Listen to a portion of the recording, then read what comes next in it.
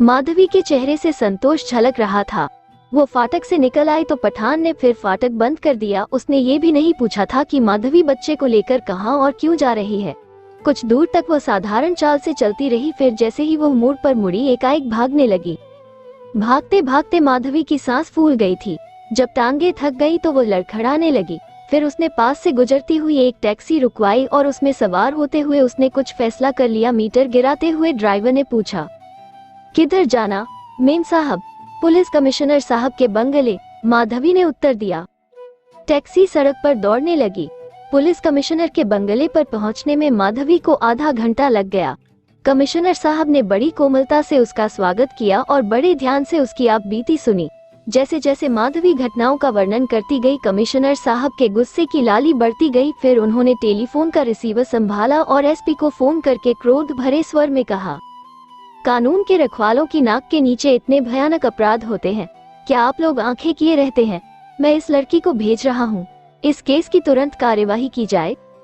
Yes sir, police commissioner ने receiver रखकर माधवी से कहा। जाओ बेटी, तुम सीधी पुलिस स्टेशन चली जाओ। माधवी जब कमिश्नर साहब के यहाँ से निकली, डरी होने पर भी उसके दिल को संतोष था।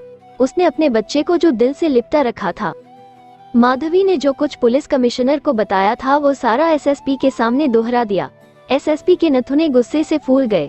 उन्होंने हॉस्टल का पता एक बार फिर पूछा और जिस थाने के इलाके में वो हॉस्टल आता था उस थाने से संपर्क स्थापित किया। दूसरी ओर से पुलिस इंस्पेक्टर की आवाज आई। Yes sir. एमएसपी ने इंस्पेक्टर को हॉस्टल के बारे में बताकर खूब झाड़ सुनाई और कहा, मैं माधवी देवी को थाने भेज रहा हूँ। हॉस्टल विरुद्ध छानबीन करके तुरंत कार्यवाही की जाए। Yes sir. एमएसपी ने एक सब इंस्पेक्टर को बुलवाया और कहा, यह माधवी देवी है, इन्हें अपनी निगरानी में थाने पहुंचा दो। Yes sir.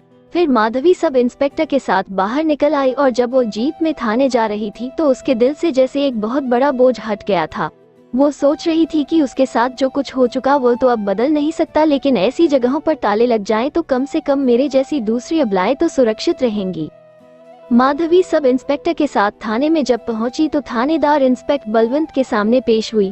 सबसे पहला झटका उसे इंस्पेक्टर बलवंत के सामने कुर्सी पर बैठे हुए जयकिशन को देखकर लगा, जो बड़े घनिष्ठ ढंग में थानेदार से हंस हंसकर बातें करता हुआ चाय पी रहा था। उसने माधवी की ओर नजर उठाकर भी नहीं देखा था।